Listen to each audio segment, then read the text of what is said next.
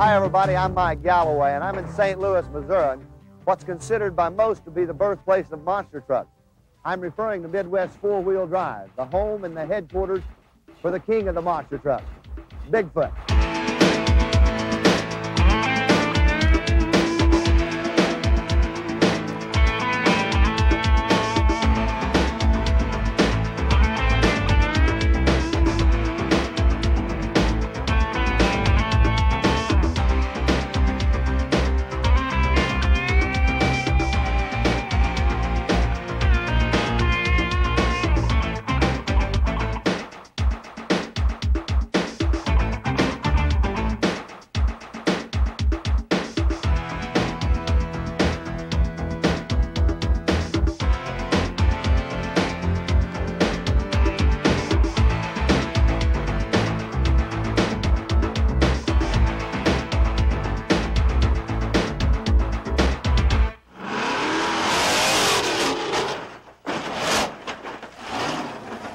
Over the past couple of years, I've had the chance to see all sorts of exciting monster truck competition.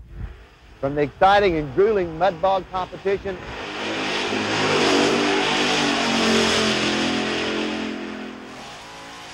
to hill climbing,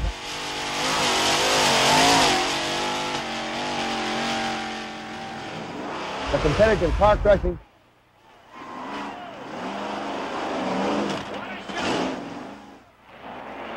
and now the most exciting event of all, monster truck racing. In the next 48 hours for me, we're going to get a unique glimpse of the behind-the-scenes action as we go on the road with the king and his crew. We're going to go on the road with Bigfoot. But before we go, let's meet the creator of monster trucks and Bigfoot, Bob Chandler. Hi, Bob. Hi, Mike. Crew all ready to go? Crew's ready. The truck is ready. They'll be leaving in a few hours. It's going to be a good weekend. Well, while the crew finishes the last-minute details before we get on the road, let's take a look at how and when this all began.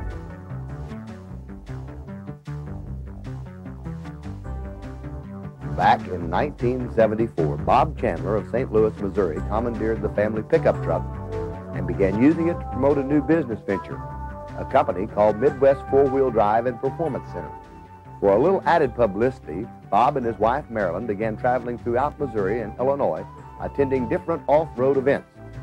They didn't make any money, but they had a lot of people starting to take notice. Eventually, promoters from around the country began booking Bob Chandler's Bigfoot as a side attraction to help fill the seats for other events.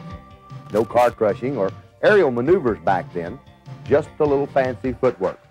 That's how it began. One truck, one driver, Bob Chandler and his dream. That was then.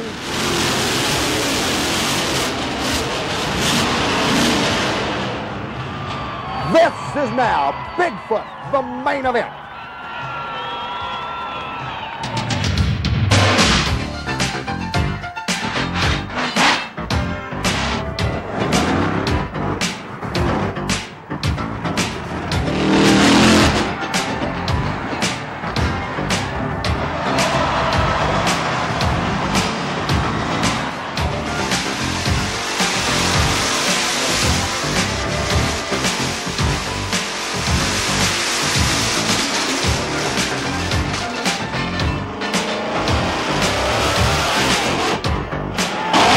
More than 14 years have passed since that first truck, and according to Bigfoot's chief design engineer, Bob Pal Freeman, you can never go back.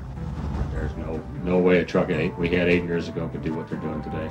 Because of just the nature of the things he's doing requires a whole lot more strength and durability and reliability than what he was doing, from just driving on the street truck, doing an exhibition show, to the competition events we're into nowadays. Are entirely different. I think this is going to become something as popular as any type of NASCAR event or drag race event. We're just now starting to see what these monster trucks can do and what they will do.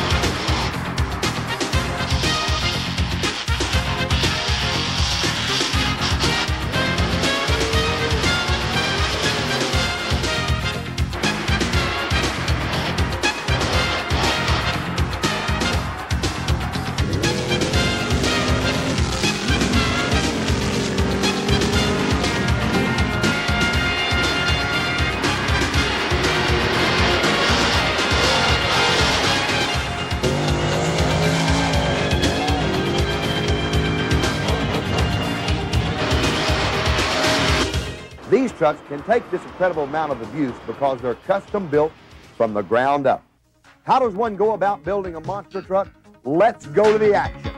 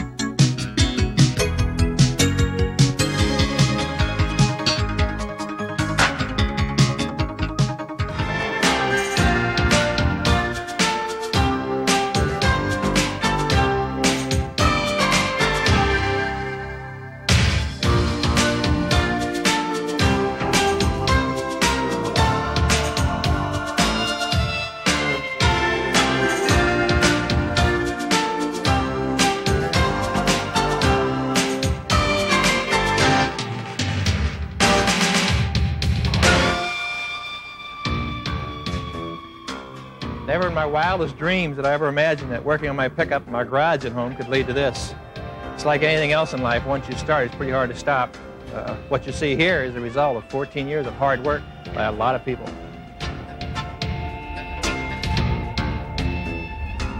About 1978 when I first hit the road with Bigfoot. There wasn't any other big trucks on the road, so Bigfoot made quite an impression. Most people didn't know what to think about it, but they knew they liked it.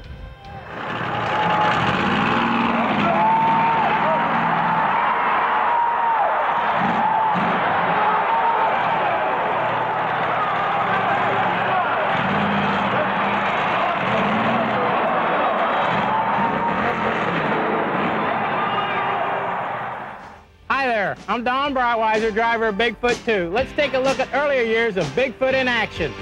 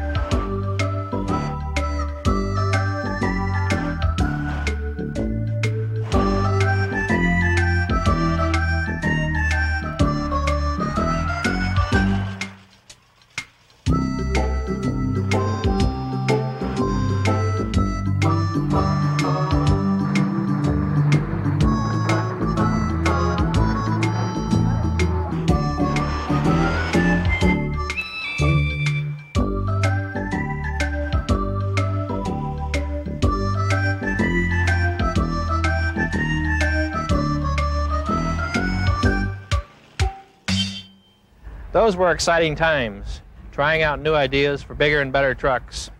There were only a few of us back then. Nowadays, there's hundreds of trucks and drivers, all out trying to make a name for themselves by setting new records, trying new stunts. The competition is getting pretty fierce. We've had to build all these trucks just to keep up with the different monster truck events.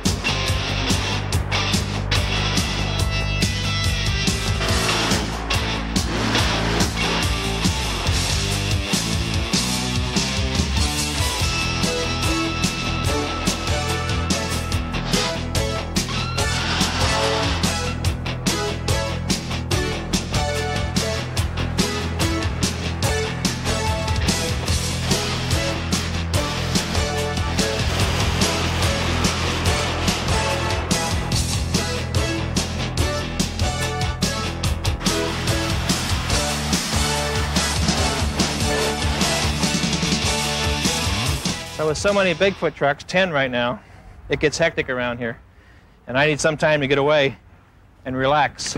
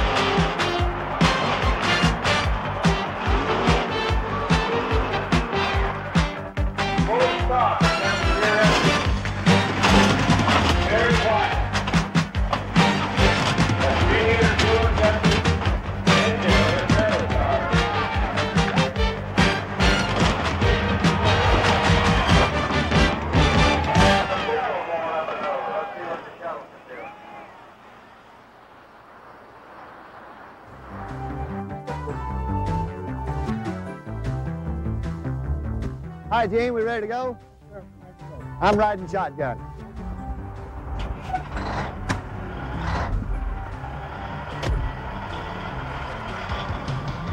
We're finally on our way, heading out with Bigfoot and the crew to TNT's Monster Truck Challenge at the Coliseum in Roanoke, Virginia. This is the first event of this size in Roanoke, so the crowd should be ready. And from what we've heard about the Coliseum and the competition, it's going to be one very tough race. Jim, when you look at a monster truck, probably the most distinguishing thing about the vehicle, it says I'm a monster truck, has got to be the giant tires. Where do these tires come from? These tires are originally developed for commercial liquid fertilizer spreading machinery used in the Midwest and some of the western states with very large farms. Each tire can carry over 10,000 pounds. A monster truck only weighs 15,000, so one tire can almost support the weight of the whole truck. How long will a set of these tires last in competition? In competition or just general use, I have gotten as much as 2 years out of a set of tires, knock on wood, and I've also got as little as a month out of a brand new set. It really depends on how you hit the car. If you land on the cars wrong, you're going to come in contact with the windshield post, antennas, and a few other things that can really take one of these tires and cut it wide open and ruin it.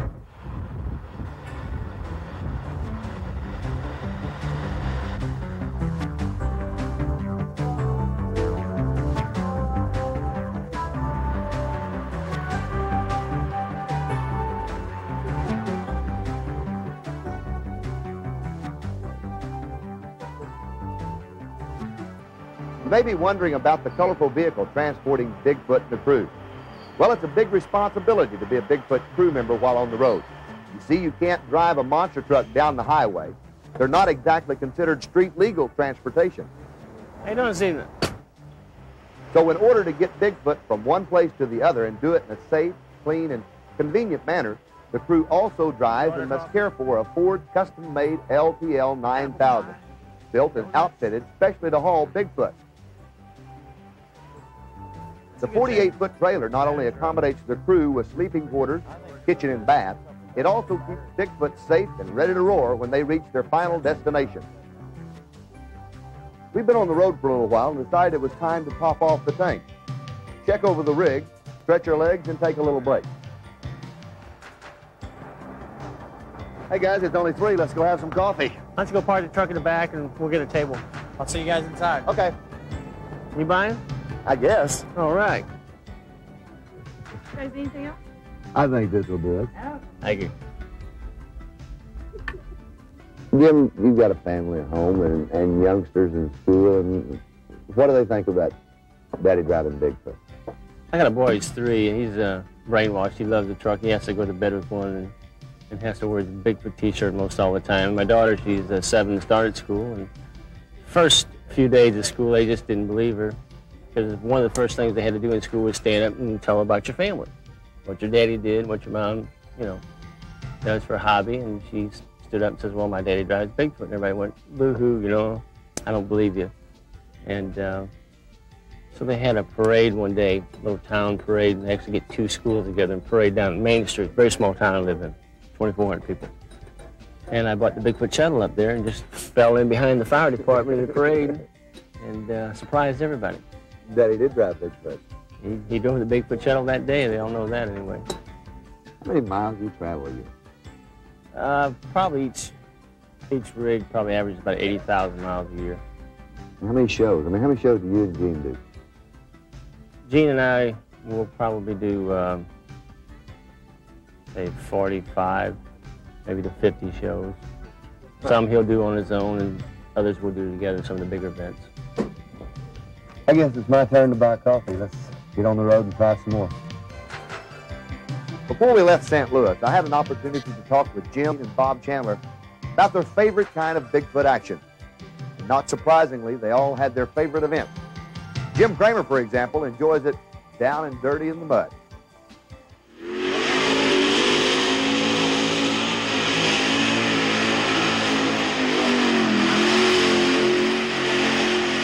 pull up to that line, what goes through my mind is hopefully I've got my engine tuned just as crisp as it can be, developing the most horsepower it can. Did I pick the right spot in that 40-foot area to launch from? Launch is all important in a mud run. Did I pick the bottom of the terrain in the pit? Did I pick the right spot to go through? Is the left front tire going to grab and throw me completely over to the right, almost out of the pit, and be disqualified? A lot of those things are running through your mind. Perfect mud pit is one that you can hopefully make it through with and use all your truck. You know what I mean? Make it, but use every ounce of power and every ounce of driving technique you have. I call that a perfect pit. It took me, I guess, four years before I finally made it over the gravel Ramah hill. It's a 270-foot high, 70-degree angle pea gravel hill.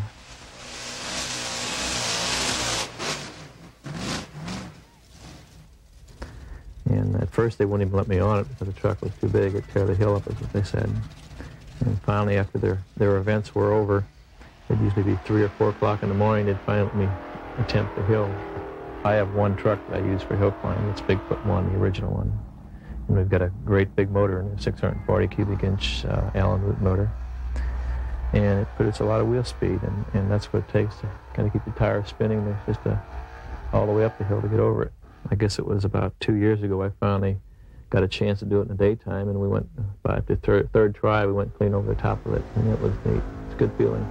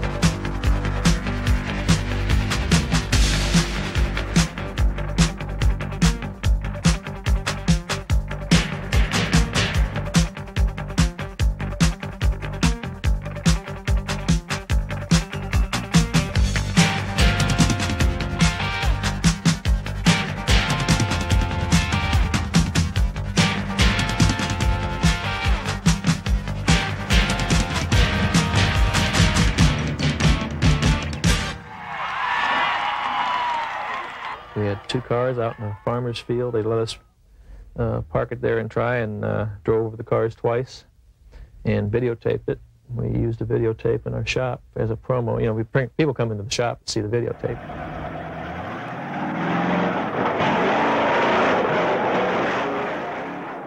It took us 6 months after I crushed the first set of cars before we do it in front of a crowd. A promoter asked me to do a car crush in front of the crowd, and Merrill and I talked about it, and he says, no, it's destructive, and it would really hurt the image that we've got. And he finally talked me into doing it, and the crowd went nuts. And all ages, kids to grandmothers, they really liked it, what we did, so we've been doing it ever since.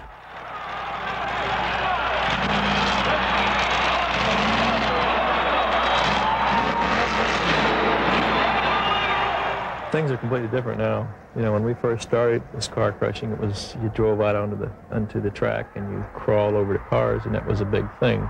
Then it slowly progressed where you finally, we did a wheel stand over the cars. Now, Jim Kramer, Rich Hooser, they're racing and they're jumping the cars. They hit the first one and clear 7 of them.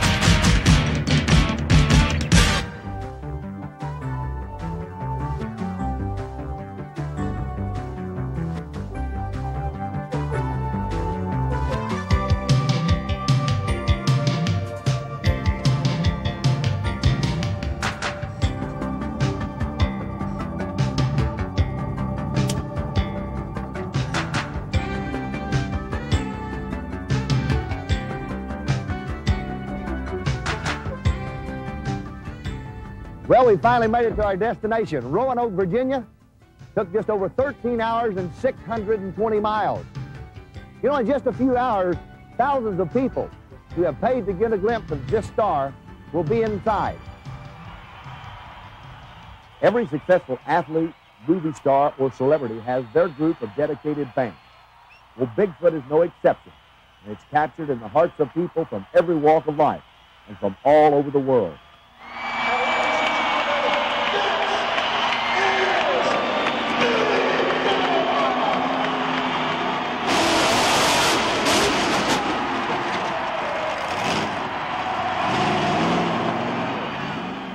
Seems like no matter where Bigfoot vehicles go or what they do, the fans go wild.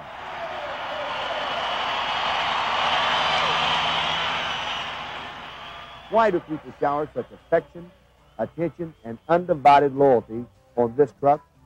Well, it might be because at a time when red-blooded heroes were getting a little scarce, Bigfoot was developing into a great American success story.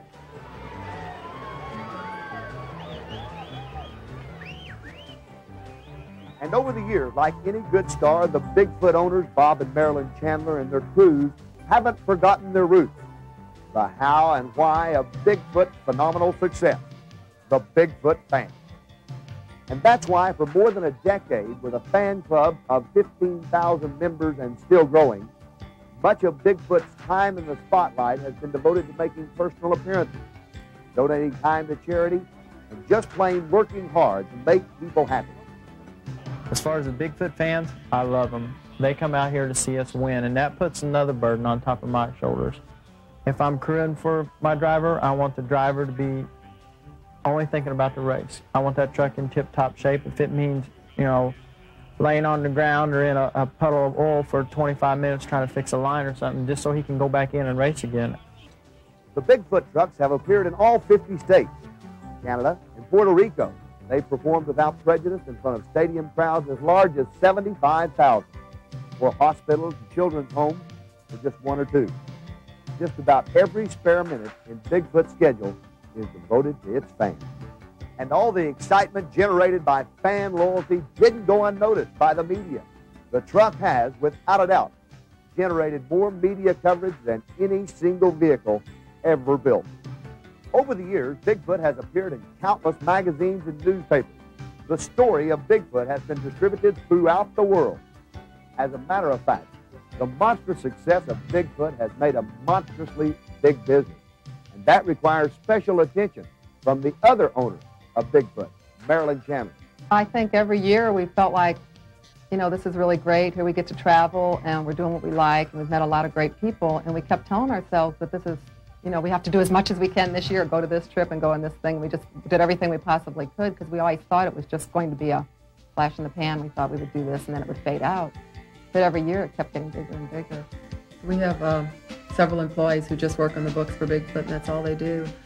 Not only do you have to get a contract in the first place, you have to figure out the logistics of traveling across the country, how many miles, you know, how many people you have to send out, what type of product you should send for the show, and you have to keep track of all this. And then just the paperwork, and there's a lot of government paperwork that has to be done in any kind of a business.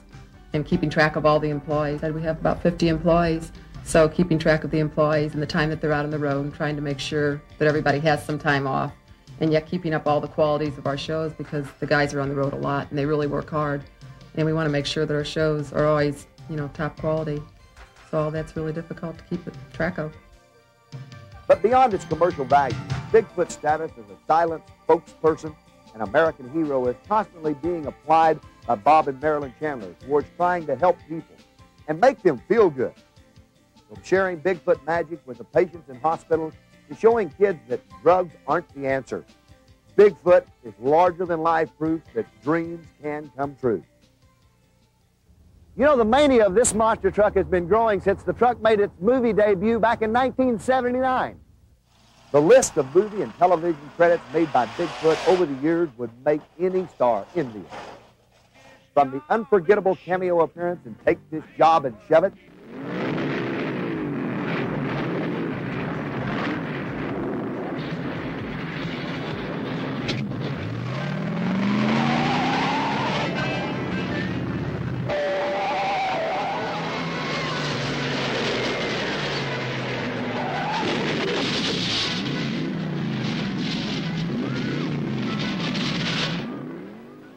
guest appearance in Police Academy 2.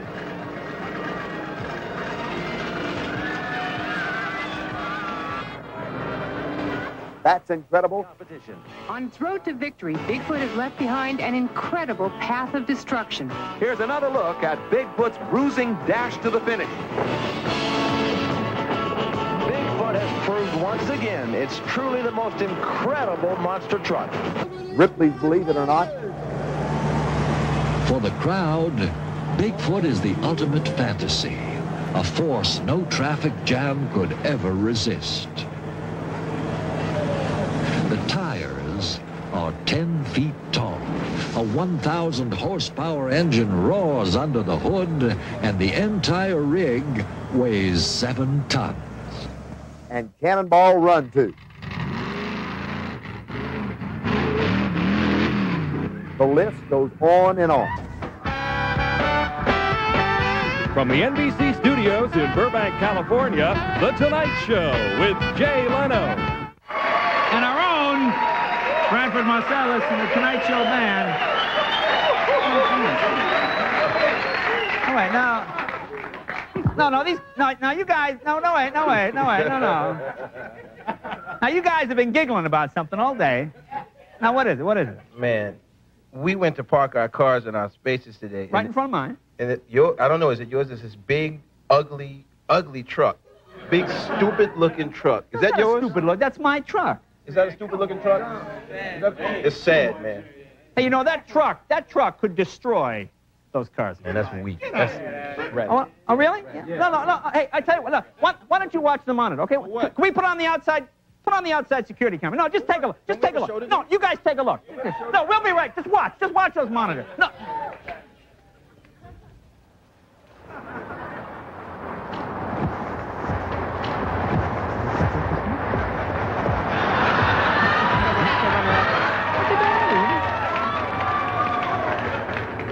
They go early?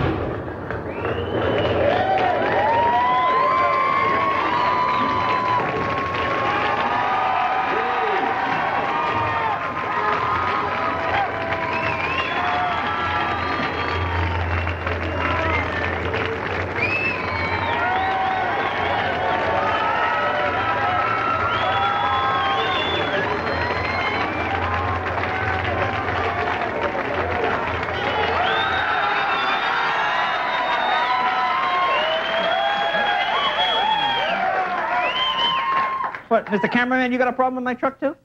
Sorry, we'll be right back right after this. I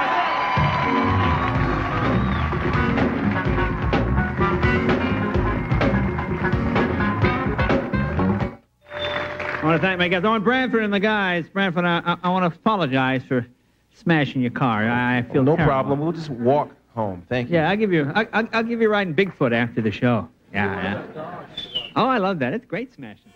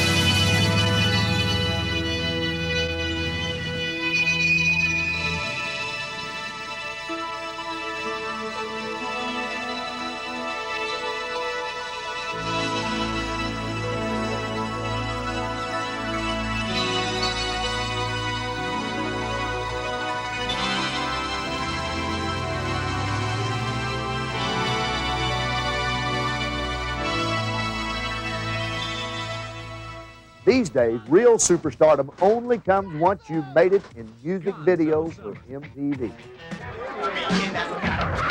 To be exact, this is not fiction, this is all fact. The man in the back is dressed in black. He's going where we go. Hi there, and welcome to Road Test Magazine. For this week, I'm Big Daddy Don Garlitz. And I'm Larry Black. And this week, we're proud to present a piece of television history as our very own Big Daddy meets Bigfoot before a record crowd at the Indianapolis Hoosier Dome. Okay, Big, what gives? I mean, now, we've had special features on the show before, but there's never been anything like what we're about to see next. No doubt about that, Larry. And there's never been anything in my 40-year racing career that could have prepared me for an encounter with the king of the monster trucks. But when I got the invitation to drive Bigfoot at the Hoosier Dome for road tests, there was no way I was going to pass up that opportunity. Well, all I can say is that it looks like a big time was had by all. Strap in, folks, for this Road Test Magazine exclusive.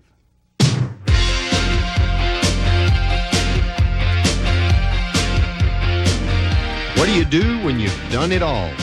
Well, if you're Big Daddy Don Garlitz with 40 years of drag racing under your belt, as well as 17 world championships and 144 national championships to your credit, it takes a big thrill to get you back behind the wheel of a high-performance vehicle in front of thousands of adoring fans.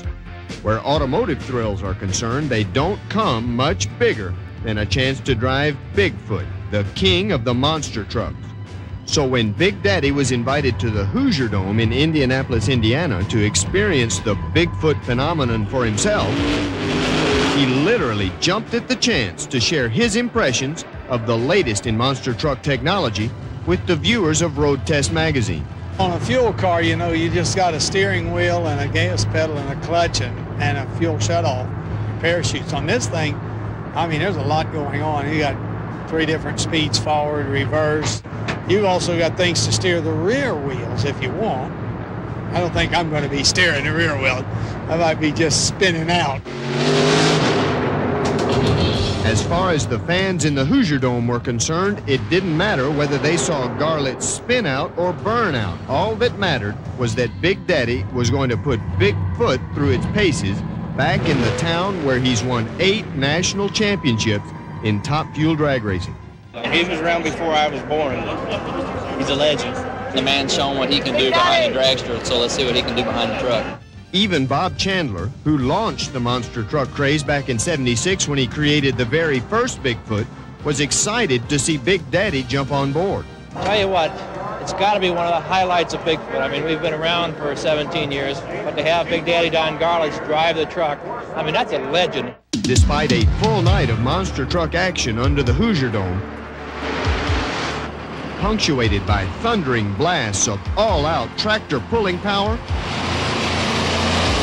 and the flinging debris from the wheels of the mud runners,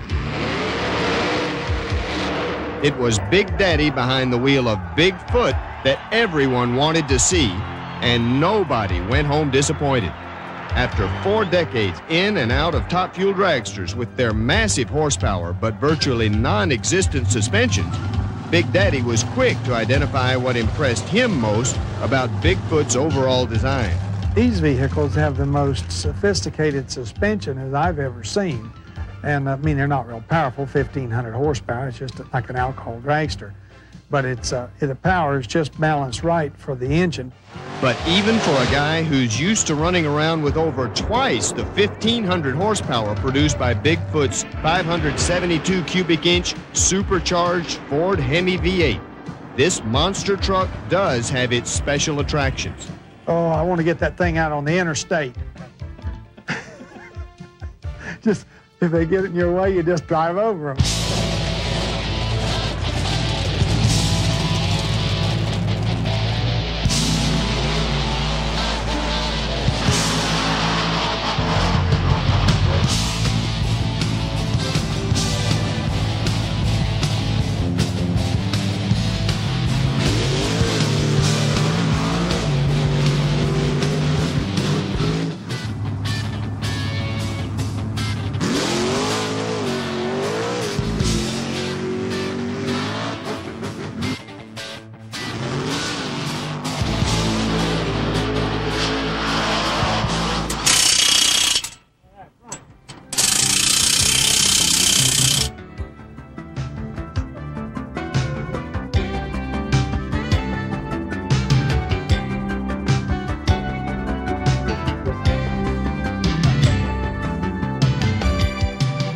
while the crew prepares Bigfoot for tonight's monster truck battle, let's take a look at some of the types and highlights of monster truck competition with Bigfoot.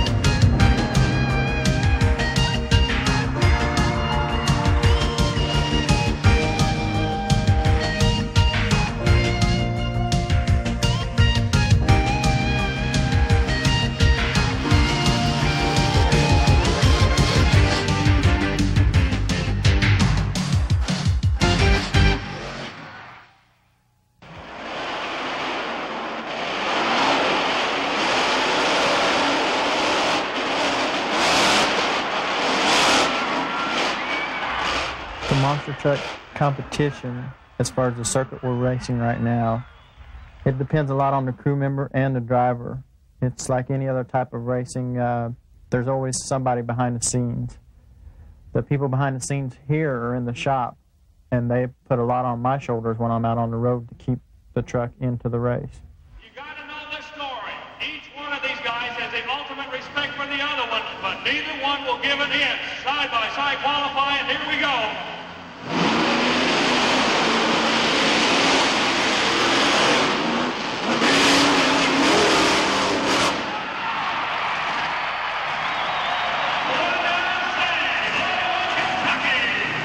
A straight course, what we refer to as a bonsai course, the truck is more responsible than the driver is. The driver, all he has to do is hold it straight, whereas if you have turns involved, it becomes a 50-50 street that way. And the driver is more apt to make a mistake and lose the race that way. So it depends a lot on what type of course you're going to race.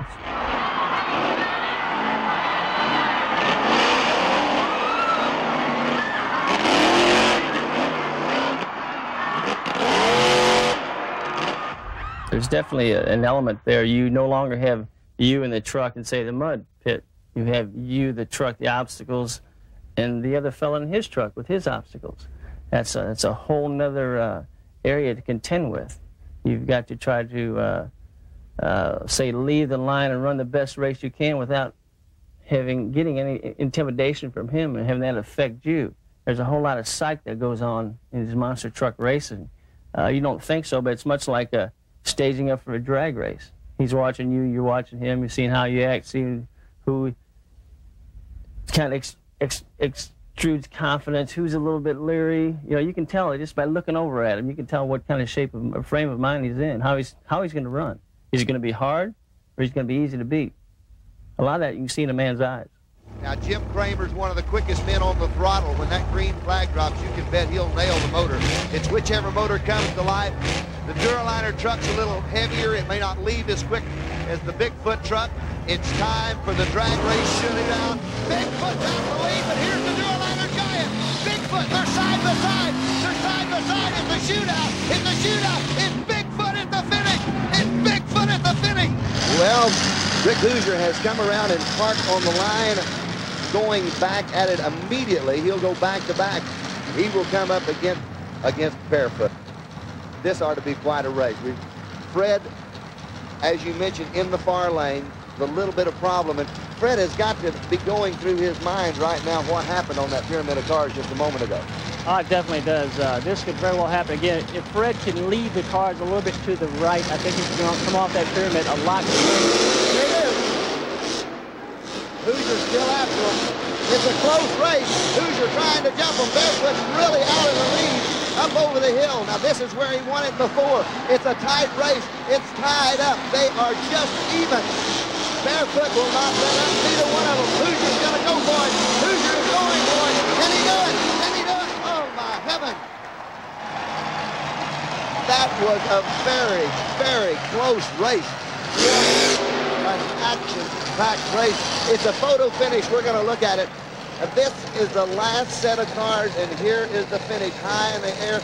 Barefoot is leading it right there, but I believe that Rick passes him right here. The landing is so critical.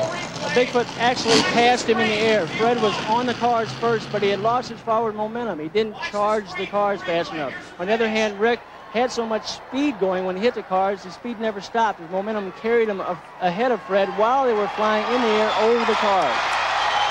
Great run. A very good run, and they have declared Bigfoot the winner.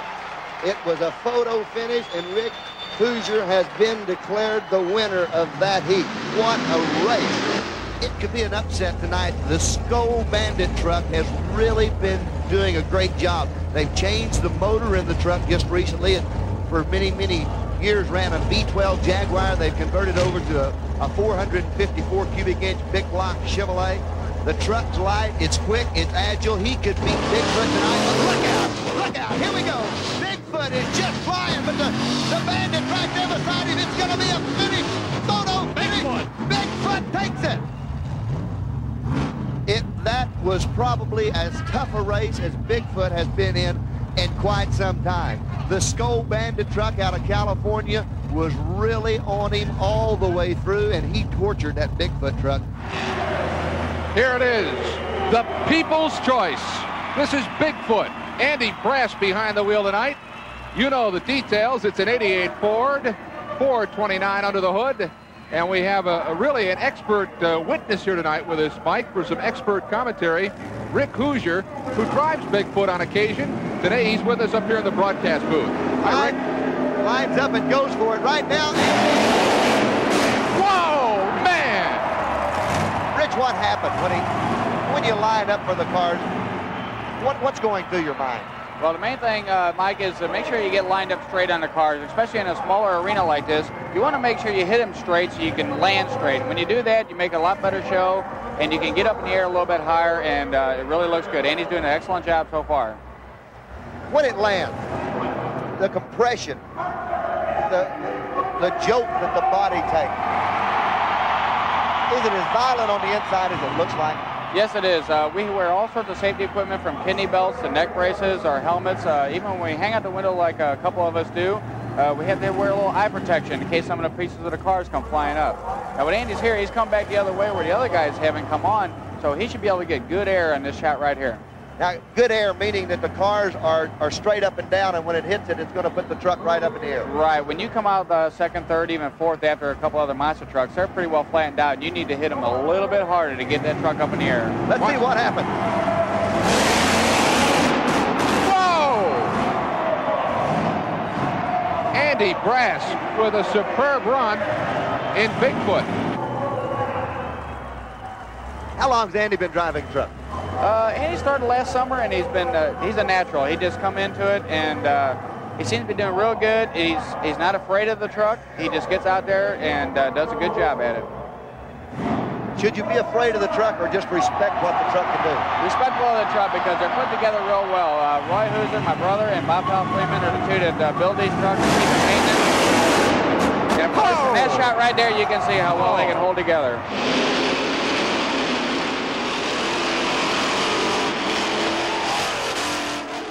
One of the main reasons competition and exhibition events like this are possible is the total attention to safety, both for the drivers and the spectators.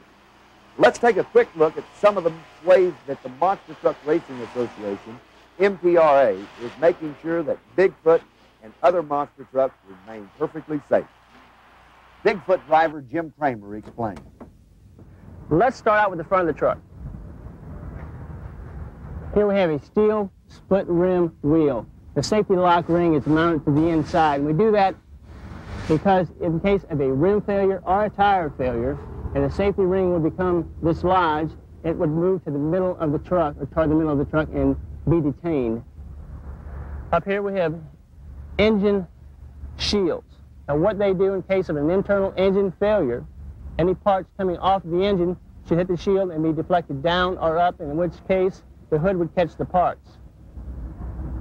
Above here we have blower restraint straps and also aluminum blower studs. These two devices will let the blower lift about 3/4 of an inch in case there's an explosion in the blower or too much pressure, relieve the pressure and let it come back down and rest without dislodging any fuel lines and have raw fuel on your engine. Let's go back here to the chassis area. In the chassis area, we have a 360-degree flywheel shield, and right back to that we use a full transmission blanket. These parts can be seen much better on a truck which is under construction. Down from the transmission into the driveline area, we have dry shaft loops on the front of the dry shaft and also the back. In case the dry shaft would break in either one of those areas, both parts would be contained and allowed to rotate in a very confined area and not just be allowed to rotate in a large area and maybe hit something on the truck and have it fly off. Now, all of our U-joints have a 360-degree shield on them. Any kind of retaining ring or a bearing cap, if it was to come loose for some reason, would be contained by that shield. Let's move on to the back of the truck.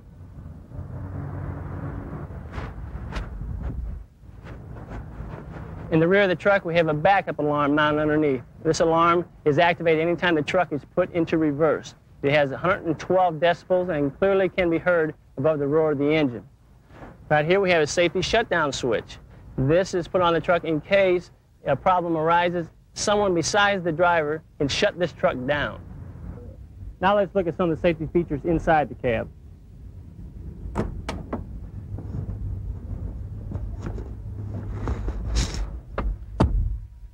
All right, once inside the truck, we start out with a seat, bucket seat, foam padded. Also has another feature, is this air bladder. And once you put on your seat belt, use a 3-inch lap belt with a mechanical locking device on it. Once you put it on and get it securely tightened, you'll take this air bladder control and pump it up. Now what this will do is apply air pressure right here in your back. This will firmly plant you in the seat and really support your body. Right inside the cab here we have a full roll bar mounted directly to the frame. It is cross-braced and diagonally braced in the back. It's 125 thousandths thick, and we try to keep the structural members as straight as possible to support the weight. It is padded. Wherever we feel the driver might come in contact with the bar, we have the padding on it. And of course, with your helmet and your padding, it'll keep you from getting a headache.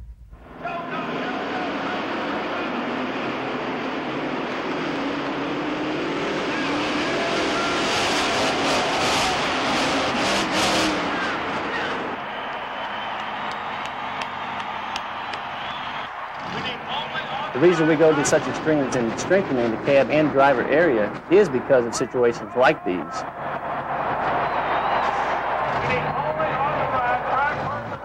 I came out of this otherwise dangerous incident totally unharmed. On the dashboard right here, we have our kill switch. We told you about the kill switch on the back of the truck earlier. They're both tied in the same way. If you hit that kill switch, every piece of electrical equipment on your truck is dead. You have just stopped everything. No fuel pumps, no ignition anywhere. It really helps in the case of a fire. Along with our kill switch, here on the dash we use, and just introduced, is a remote kill switch for the truck.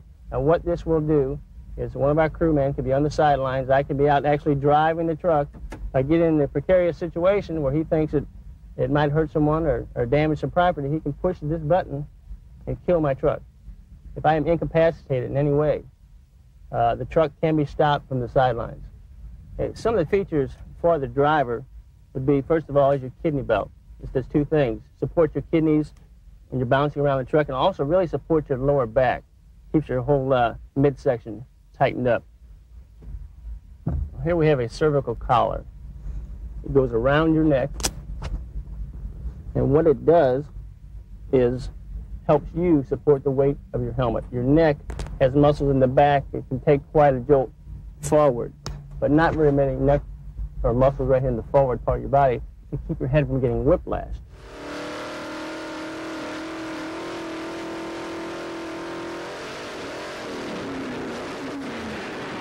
And with the amount of slamming and knocking around a driver must take in a competitive situation, these belts and supports are critically necessary. Also with the helmet, which is Snell 75 approved, we have goggles in case the driver has a style where he drives outside of the cab. It keeps any debris from getting in his eyes and causing a vision problem. Along with that, we have a full flame-resistant suit, including boots, jumpsuit, and gloves. With all this equipment on, we feel that a better protected driver would be a safer driver. All of these safety features which I have pointed out to you are required by the Monster Truck Racing Association. They are put on to help protect the driver, track personnel, and all spectators in the stands. I've driven for a long time. Any time in that seat is time that you are gaining experience. If the truck gets in a precarious situation and you get out of it, you subconsciously, you remember what you did. It's kind of a survival instinct.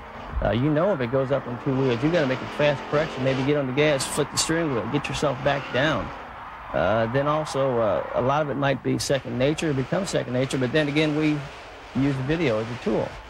And we will take a situation where I might get in a bad shape, come back and show the driver, show them how to do it. Try to implant this in their head. If they get in this position, make this correction. I've probably learned the hard way. I've been on my side. I've been on my top. I've learned the hard way. These monster trucks, it gets real expensive to learn the hard way these days.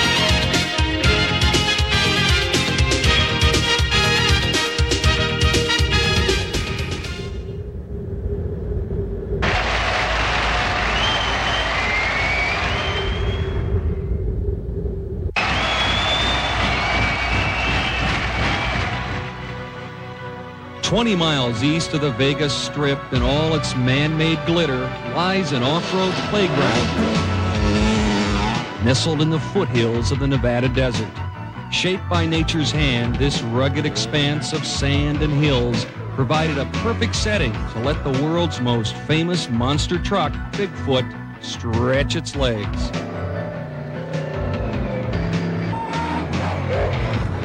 But unleashing all the power and strength of this 5-ton behemoth isn't easy. Prepping the world's biggest F-150 is a demanding 3-hour process. At 10.5 feet tall and 20 feet long, Bigfoot looked strange exiting the carrier. But its travel tires were soon replaced with Firestone's jumbo 43 by 66 flotation tires. But mounting wheels and tires that weigh nearly 1,000 pounds each requires a bit more technique and muscle than normal. These 22-inch wide agricultural tires, which run a low 8 to 10 pounds pressure, augment the truck's unique 2-to-1 cantilevered rear suspension with twin Dotex shocks on each wheel. But Bigfoot is far more than its gargantuan tires. This truck is the result of Bob Chandler's 18 years of experience building monster trucks. Careful construction and Chandler's belief in advanced computer-aided design have paid off. We started in the CAD program, designed the whole thing in the computer, from the frame to the axles to the suspension to the cantilever means to the position of mounting the engine and transmission, the drive shaft lengths, the track bar lengths. Everything is done in the computer. That approach, coupled with countless hours of extreme testing at their Hazelwood, Missouri facility, is what's made this the winningest monster truck in history, with victories in over 90% of the races it enters. But today, Bigfoot and driver Jim Kramer got the chance to let the popular $100,000 truck stretch out a bit in the wide open spaces. All right, we're ready to roll.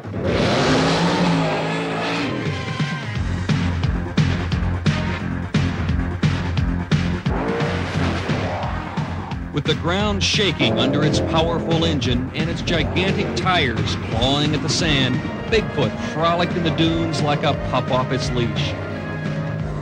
And the truck that draws hundreds of thousands of stadium fans also drew a crowd in the middle of the desert, and for good reason. Just being near Bigfoot evokes excitement. Chance of a lifetime to be able to go ahead and see something like this. Although America's favorite truck makes the adults smile, that is neat. That is real neat. It's the little ones that love Bigfoot most. Mindful of its special appeal to young people, the Bigfoot organization makes appearances in support of children's causes like the Make-A-Wish Foundation, Shriners Hospitals, and the Just Say No campaign.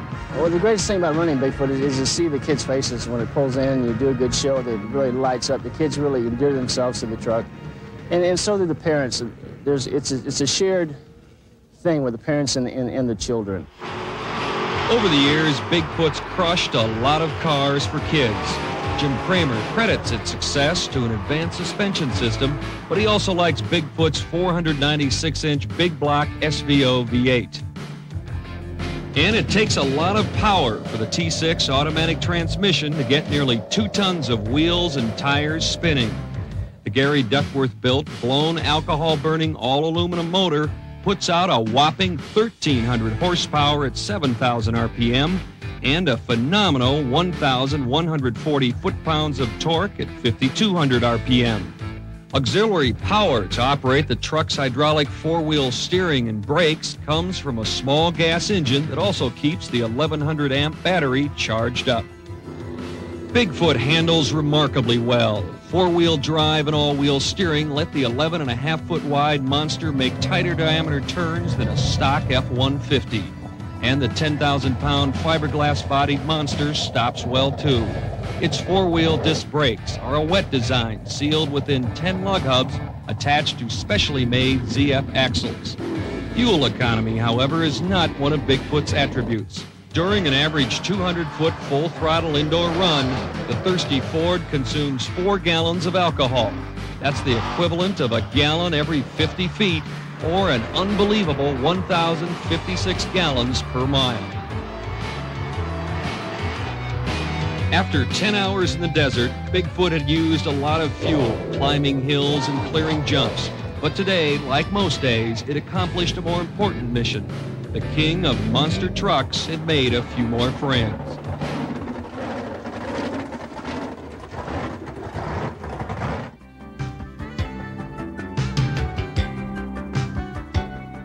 The cars are set and tracks ready. Let's go take a look at it. What are you going to do? Well, Mike, the way the course is set up, it's short and quick like we talked about earlier. It could be maybe a one-gear track or two-gear track. I've really not made up my mind yet. I need to see what some of these other trucks do. Right here, top of the hill, will you be wide open on the truck? Be wide open when I start. When you start? Be wide open when I finish. It's that kind of a track. What do the rules say concerning landing on the cars? What if you miss? Well, ideally, you have to hit the first car. We have what we call a 2-and-2 rule. Your two front tires have to impact the first car. If you land on the stack and bounce off, as long as at least two of your tires stay on the stack, you can actually drive down the side of the stack toward the finish line and win. So that's why it's called 2-and-2. Your two front tires have to hit the lead car, and if you clear them, that's legal too. You can clear all the cars and land with four tires on the other side. Jim, this finish line area still worries me. It still seems real short. Actually, this is a good finish. You have two cars to hit and help slow you down. You hit these two cars, they'll kind of break your speed and start getting on the brakes and hope you stop before the wall. Now, if you don't, at least you have a tunnel that you can duck over and go toward the tunnel. Will you go to the tunnel? If I have to, definitely. I don't want to impact that wall. The wall always wins.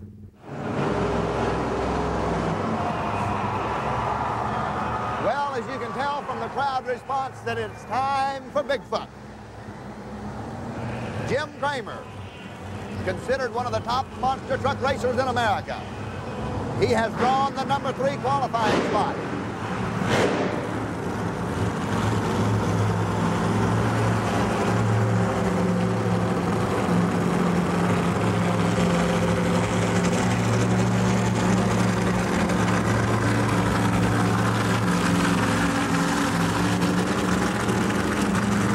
Bigfoot into the box and gets ready to go to work. Supercharged 460 cubic inch Ford motors. Triple Predator carburetors. Kramer on go. Let's see how he attacks the track. Short shot out of the hole. Watching on the front. Flying over all of them. Cleared the line. Airborne and cleared the line. High in the sky, and he wiped him. We'll wait on the time. It could be one of the toughest to beat. Bigfoot has the quick time of the night with a 4.9 on foot. So that is quick time. Of course, quick time gives you an advantage. The Gravedigger, its rear engine.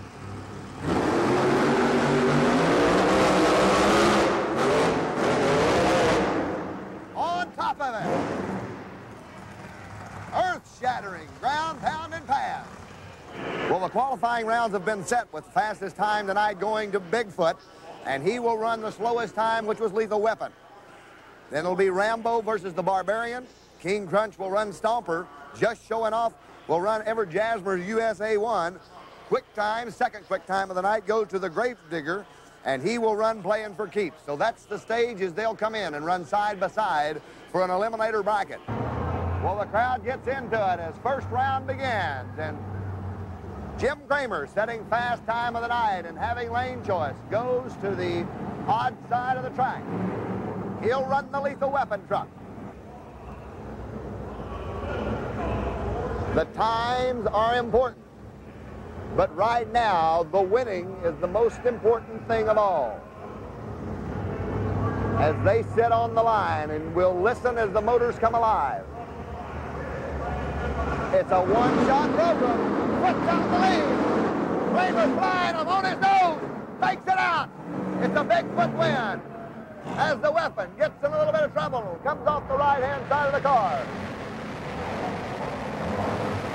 So Foot will go outside and qualify for another round. Second round coming up. Well, Jim Kramer qualified with a 472, came back on the second pass with a 456. So you can tell that that side of the track is getting a little bit faster. The even side of the track is showing some signs of fatigue as it's pulling the drivers off to the right side on their passes. So far in the second round of racing, quick time is owned by Crunch. Look at that. Talk about Crunch. They have smashed them to nothing. Playing for keeps his stage. He's running the big blown motor of the Gravedigger. Who's it gonna be?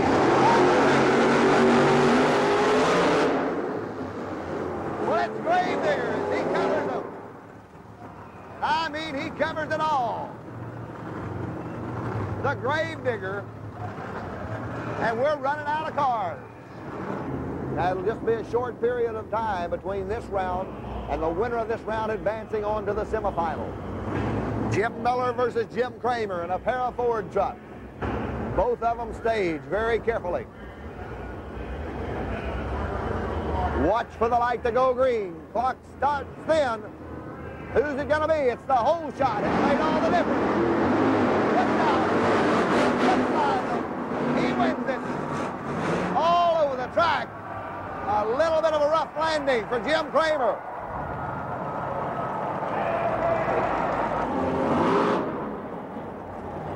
Semi-final round, the quarterfinal. This winner of this will go into the finals, and it's Bigfoot versus Rambo. The Ford has quick time of the night so far, and that is a 4.36. He did it on his last run at a 4.36. Rambo staged. Bigfoot is staged. One of these will go home. Christmas tree light in hand.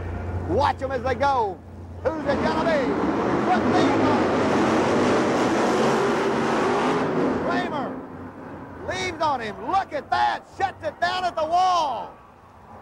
Shuts it down at the wall. You don't get much closer than that. As Bigfoot, Jim Kramer, goes into the finals.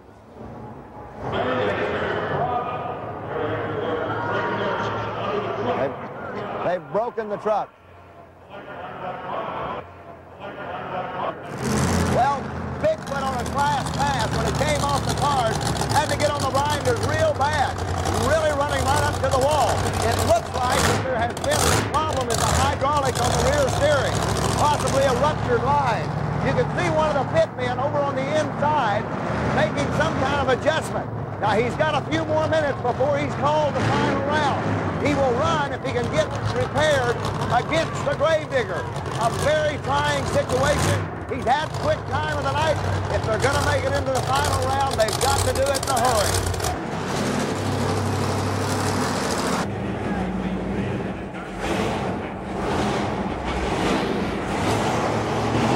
We talked earlier about the ruptured steering line on the Bigfoot truck.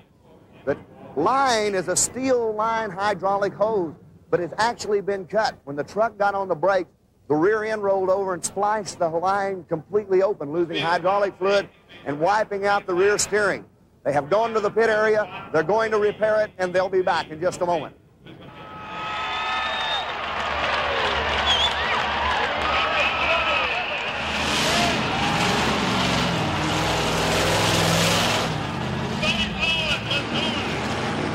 This is the final.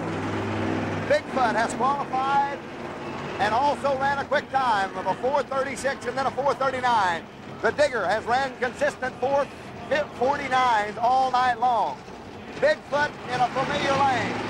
Gravedigger in a lane that he has not been in all night long. The two fastest trucks on the premises go head-to-head for the championship here in Roanoke, Virginia. Jim Kramer running 460 cubic inches. He calls that his little motor.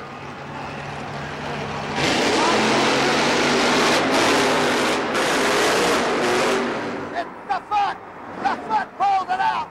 Bigfoot pulls it out at the end. He did it in the air. What a finish for what a race. Bigfoot on top all the way. What a final. It was neck and neck, and he passed him right at the line. Bigfoot takes one home.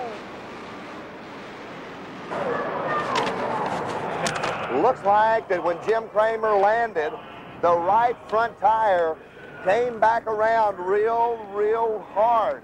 So it could be another problem for Bigfoot, but at this time of the night, it makes no difference. It's all Overville. He does it in a 4:33. That's the quickest anyone has ran the course all night long. It's Bigfoot in the winner's circle tonight.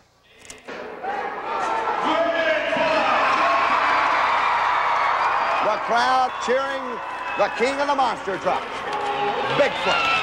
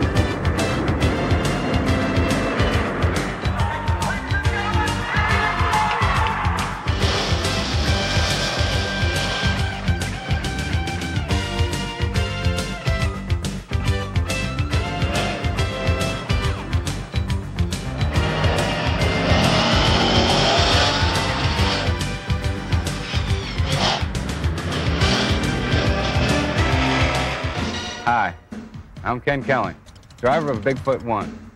Bigfoot 1 has the largest engine of all Bigfoot trucks.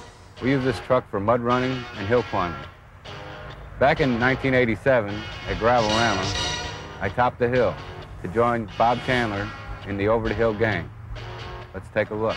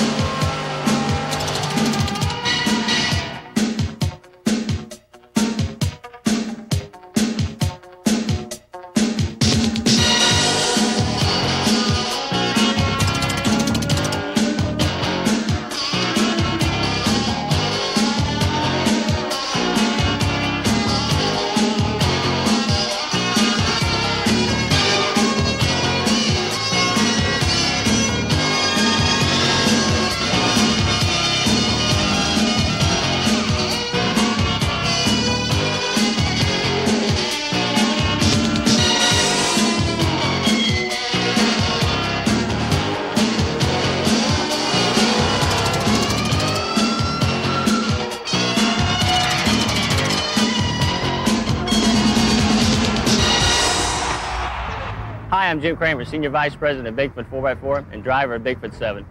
Even with the excitement of hill climbing and mud bogging, I think we're just starting to see the tip of the iceberg when it comes to monster truck racing. And there's a whole new generation of truck and driver out there on the courses these days. Things are really shaping up for the battles of the future, with more consistent courses, lighter and faster vehicles, and newer and better techniques for getting the best out of a monster truck and taking that to the finish line.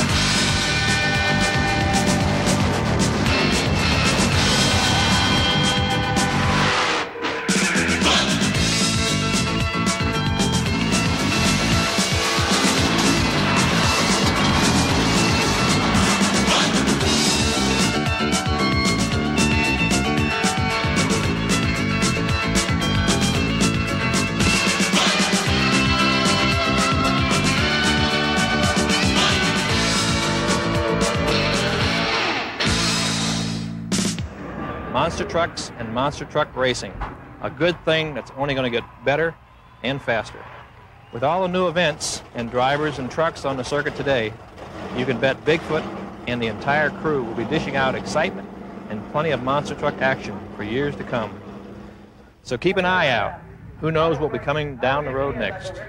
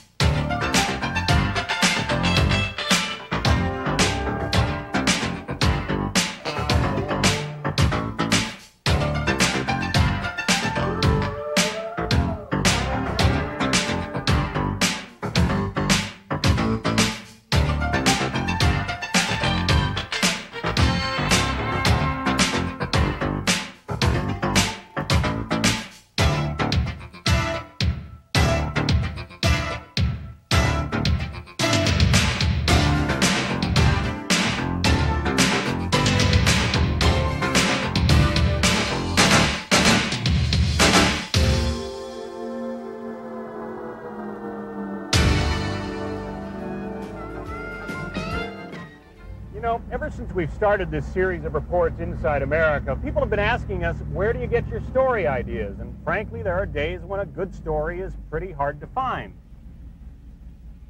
I think we just found one.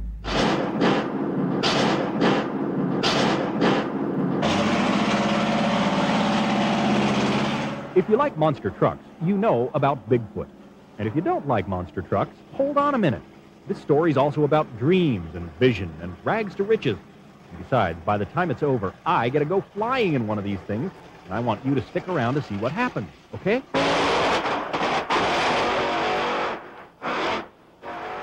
Whatever you think about monster trucks, there's an amazing story behind them. If you picture the father of these machines as a cigar-chomping, grease-covered, beer-bellied renegade motorhead with a bad attitude, you'll be surprised to meet Bob Chandler. My wife and I kind of sat down when we first started doing shows with the truck and decided, well, let's go to as many shows as we can with the truck because it can't last. But that was 17 years ago, and it's still going strong. Chandler comes across like a college professor. In fact, he's a former carpenter who had a four-wheel drive truck to carry his tools. He liked tinkering with his truck so much, he decided to open a four-wheel drive shop on the side. Did you ever think when you started this that it was going to turn into what it is? No, I had no idea. When I put the first truck together, it was a sales gimmick for my shop. It had all the products that I sold.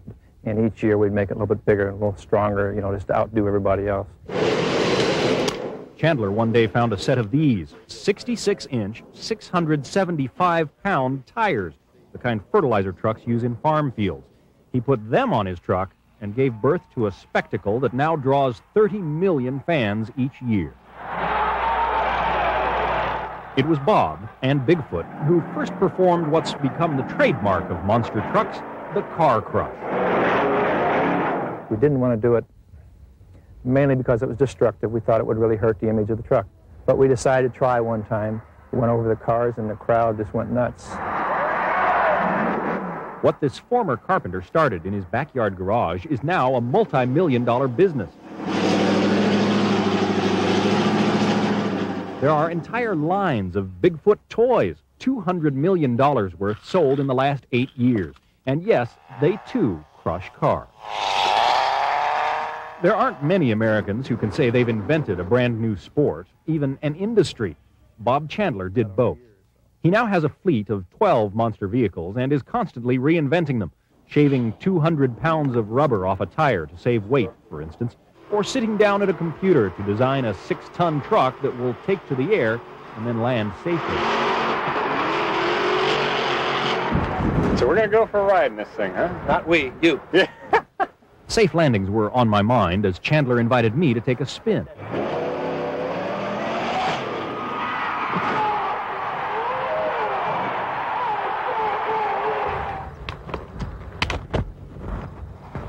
Make it? Okay. I wasn't worried about what might happen. We try and do this gracefully, huh? I was telling myself it was only natural to be sitting 12 feet off the ground. Okay, here's your main power. If something goes wrong, just hit that end, that'll kill everything. Squished in the cab of a pickup on steroids. Ready to launch 6 thundering tons of truck and me through the air over a bunch of busted-up cars. Why? I don't know. I think like a traffic jam we hit coming over here. Wouldn't you just have loved to be able to drive right over the top of all those vehicles? Yeah, but I'd rather land in one piece. Okay, I'm ready. Grab the wheel, mash the accelerator, and... So it's no world's record. Here's another try.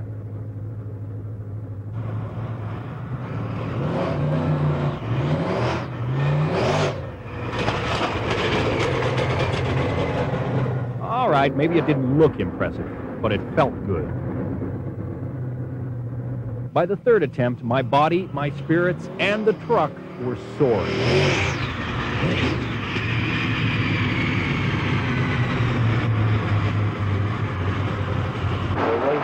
Where's the other two? You throw it away? That's a nice ride. Thank you. Thank you very much. You did good. And for those drivers who dare cross me as we motor across America, beware. I've learned a whole new style of driving.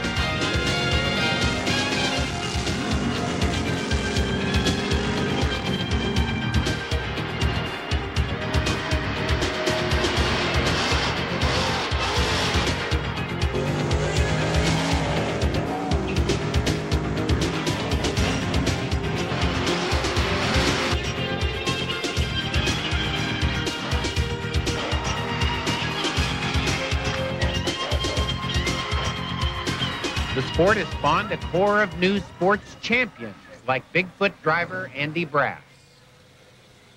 We're out here for points, we're out here for purse money and stuff, and we're running, and it's dog eat dog out here on the track. He's seen it evolve into serious business, financially anyway. On the average, to be real competitive and run strong, your truck's going to cost you $100,000 to put it together, and then you got to spend another $125,000 for a truck and trailer to run it around the United States. So the tires probably run you anywhere from $5,000 to $10,000 a set. For 4 tires, you don't get a spare with that? No, you don't. Who says America doesn't make anything anymore? Here in St. Louis, they make the finest, fastest monster trucks in the world today. Here, technological know-how, computer science, craftsmanship, and ingenuity go into making the ultimate car crusher. We keep building new trucks, and we don't copy. Now, it'd be easier to copy a truck, but, you know, you're not moving forward. And if you're not moving forward, I think you're going backwards. Right up here. And it... Shouldn't this man be working for NASA or General Motors or something? And the ratio between the travel of this point and the travel out here, and the lower bars right here they're called track bars. They take care of, they hold your rear end in position. But Americans never seem to be doing what they're supposed to.